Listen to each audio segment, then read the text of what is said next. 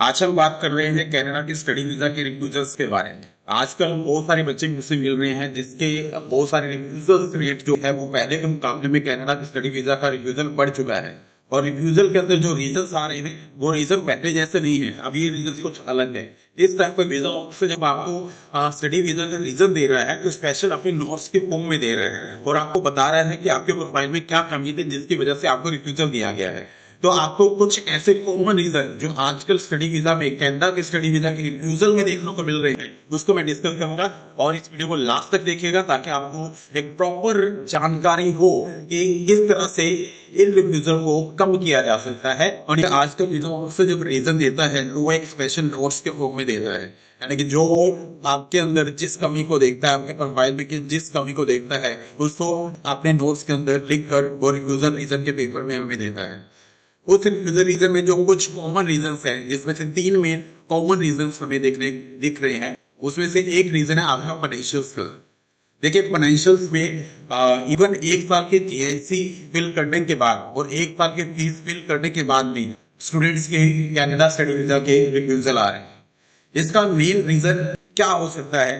देखिए इसका मेन कारण ये है कि आप लोग 1 साल के फीस पे कर रहे हैं, 1 साल के जीएसटी भी पे कर रहे हैं, तो वो वीजा ऑफिसर आपसे नेक्स्ट ईयर की फीस भी आपके यूजर के अकाउंट में देखना चाहता है कि आप लोग नेक्स्ट ईयर की फीस को भी क्या अफोर्ड कर पाएंगे या नहीं कर पाए। और इसमें सबसे बड़ी गलती ये हो रही है कि हम लोग बिना स्पॉन्सर के फंड्स को वैसे ही दिखा रहे हैं। आप सबसे पहले तो स्पॉन्सर डिसाइड करें कि आपका कौन सा स्पॉन्सर होगा जो आपकी फाइनेंशियल्स को दिखा सकता है।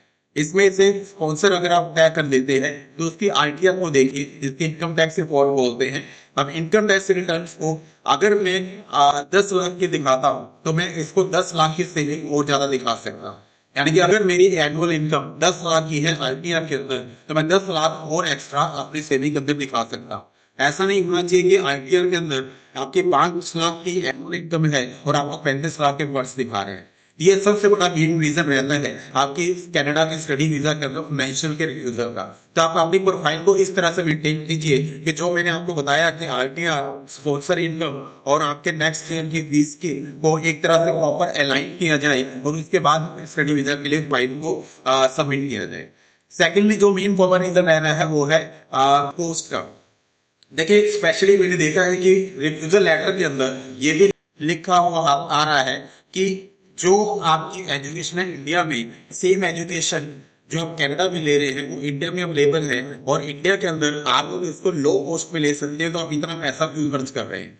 देखिए वैसे तो ये रीजन मुझे नहीं लगता कि ये रीजन देना चाहिए, बिकॉज जब भी हम लोग किसी भी अब्रॉड के अंदर, अब्रॉड कंट्री के अंदर अपनी हायर एजुकेशन के लिए कोर्स अपना एडमिशन लेते हैं तो फीस हमारी इंडियन यूनिवर्सिटी से काफी ज्यादा हाई होती है। लेकिन फिर भी अगर ये रीजन आ रहा है तो आपको इस रीजन को प्रॉपरली अपनी एसओपी या कवर लेटर के अंदर प्रॉपर मेंशन करना चाहिए। आपको बताना चाहिए यूनिवर्सिटी की रैंकिंग क्या है, इस यूनिवर्सिटी के अंदर ये कोर्स क्यों करना चाह रहे हैं, वहाँ का मल्टीकल्चर इन्वायरमेंट क्या है, आपकी कैंपस प्लेसमेंट क्या है, जॉब से रिलेटेड आप कुछ बातें लिख सकते हैं। तो अभी एसओपी प्रॉपर इस तरह से लिखिए कि जिससे सेटिस्फाइड हो जाए। अब थर्ड जो रीजन जो मैं आपके साथ डिस्कस करना चाह रहा हूँ जो मेनली आजकल आ रहा है और वो रीजन है जो पहले था प्रीवियस एजुकेशन के साथ आपकी नेक्स्ट एजुकेशन मैच नहीं करती है। अब देखिए आजकल अगर आप अप्लाई करना चाहते हैं, आज के टाइम में अप्लाई करना चाहते हैं तो आप कोर्स वही लीजिए जो आप प्रीवियस एजुकेशन के साथ मैच करता हो। अगर आपने ट्रांजिशन किया है तो आपको उसका प्रॉपर रीजन बताना पड़ेगा। प्रीवियस एजुकेशन के साथ नेक्स्ट एजुकेशन अगर आपके लाइन करती है तो आपके वीजा की तरफ से यहाँ पर बढ़ जाते हैं। तो ये कुछ बातें थी जो रीजन आ रही हैं कनाडा के स्टडी वीजा के, और उसके कुछ पॉसिबल सोल्यूशन भी मैंने साथ आपको बताए। देखिए एक चीज बताना चाहूंगा, हम लोग एसओपी लिखते हैं, स्टेटमेंट ऑफ पर्पस। तो स्टेटमेंट ऑफ पर्पस को हम लोग इस तरह से रेडी करते हैं कि आपके फाइल के अंदर कोई कमी ना रहे। अगर कमी है तो हम लोग टाइमली उसको पहले इन्फॉर्म कर लेते हैं। मेरे पास ऐसे बहुत सारे केसेस आ रहे हैं जो ऑलरेडी पहले रिव्यूज हो चुके हैं और रिव्यूज होने के बाद उनकी फाइल को प्रॉपर स्टडी कर रहा हूँ और स्टडी करने के बाद जो भी रीजन उसका पहले दिया गया है उसको जस्टिफाई करके नेक्स्ट टाइम पर अप्लाई करते हैं। तो अगर आप भी चाहते हैं कि कनाडा का स्टडी वीजा आपका इम्प्रूव हो तो कुछ बातों का ध्यान रखें और उसके लिए प्रॉपर इन्फॉर्मेशन के लिए मेरे से भी मिलिए और अपनी फाइल को अप्लाई करें। Thank you very much. All the best. जय माता।